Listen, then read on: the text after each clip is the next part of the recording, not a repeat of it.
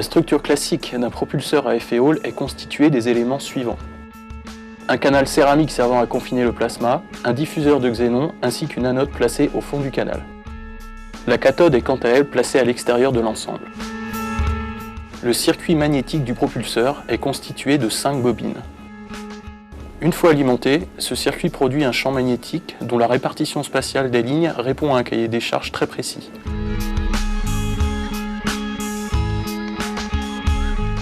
Considérons la trajectoire d'un électron. Ce dernier, issu de la cathode, sera piégé par les lignes de champ et sa trajectoire s'enroulera autour de celle-ci. L'électron va donc effectuer des allers-retours entre les parois du canal et suivra de surcroît un mouvement de rotation sous l'action de l'effet Hall. Même si ici, et pour des raisons de visibilité, nous ne visualisons qu'une seule ligne de champ, dans la réalité, les déplacements des électrons s'accompagnent d'un mouvement général vers l'anode en fond de canal.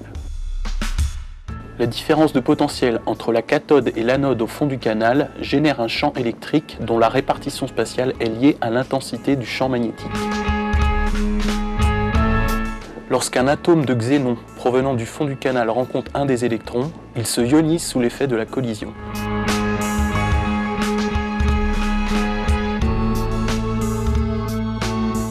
Les ions ainsi générés sont accélérés par le champ électrique à des vitesses de l'ordre de 20 km/s.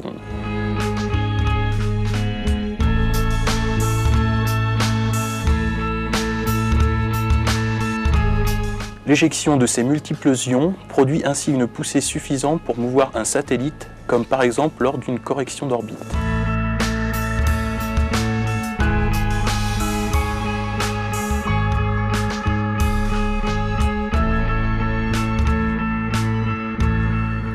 Cette technologie de propulseur est de plus en plus souvent employée pour motoriser les satellites car elle est très économe en carburant. Les gains peuvent ainsi atteindre 50% par rapport aux technologies de propulsion chimique.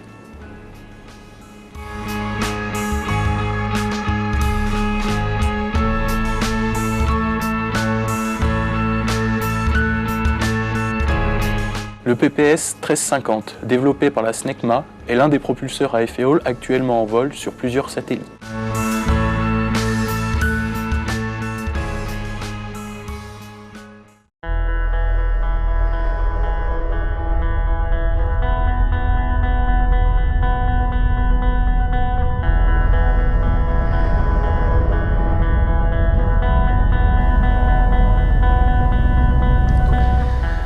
Le champ magnétique dans un propulseur à effet Hall joue un rôle primordial.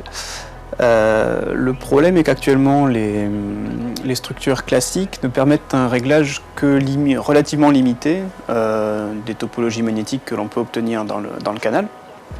Et donc l'idée ici de ce prototype était de permettre de régler à loisir le champ magnétique et d'obtenir n'importe quelle configuration magnétique qui pourrait paraître intéressante à étudier et à évaluer de manière à augmenter les performances par exemple du propulseur. Donc historiquement, chaque modification d'une topologie magnétique nécessitait de reconstruire un nouveau prototype. Donc ça avait un coût important. L'intérêt et l'aspect innovant de cette structure, donc ça va être de pouvoir changer à loisir la topologie magnétique et surtout de pouvoir le faire en temps réel. Ce qui permettra donc des mesures en temps réel de l'impact de la nouvelle topologie sur le fonctionnement du propulseur. Ce que vous voyez ici est donc le circuit magnétique du PPS Flex. Donc il manque la partie ici en céramique, la canal céramique dans lequel sera faite l'injection du xénon et où aura lieu et où prendra place le plasma. Alors ce circuit magnétique est composé de différents étages, donc 4 au total, d'une partie externe qui est en 4 parties séparées et puis d'une partie interne. Donc ce qui fait au total 20 bobines qui sont autant de paramètres de réglage qui vont permettre de pouvoir modifier la topologie magnétique à différents niveaux du canal du propulseur. Donc ces différentes bobines sont isolées via des céramiques et ce sont des matériaux qui sont prévus pour fonctionner à des températures relativement élevées qui peuvent atteindre en certains points jusqu'à 600 degrés Celsius.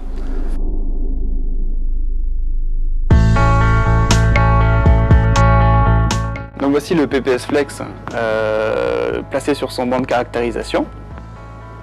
Avec ici l'interface homme-machine qui va permettre de piloter le circuit magnétique du propulseur et ses différentes alimentations de façon à obtenir la cartographie magnétique désirée dans le canal du propulseur. Donc ce banc de caractérisation se compose d'une sonde triaxiale qui va permettre de récupérer la topologie magnétique en 3D et donc d'actionneurs qui vont permettre de déplacer le propulseur et la sonde.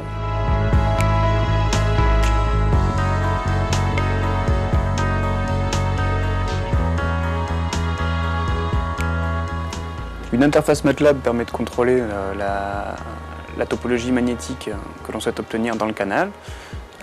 Cette topologie magnétique, une fois fixée, va définir l'alimentation qu'on doit appliquer aux différentes bobines du propulseur. Les alimentations sont transférées via une interface LabVIEW. Nous avons développé un rack d'alimentation qui permet de régler indépendamment chacun des courants de chacune des bobines du circuit magnétique. Le banc de caractérisation magnétique permet ensuite de vérifier que la topologie magnétique que l'on souhaite obtenir est effectivement présente au sein du canal du propulseur. Donc,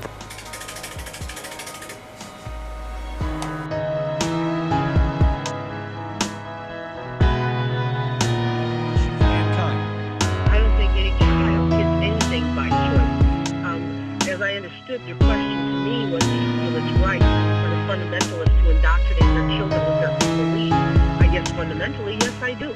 Because every other religion is indoctrinating their kids. Hello? I would like to see more churches indoctrinated.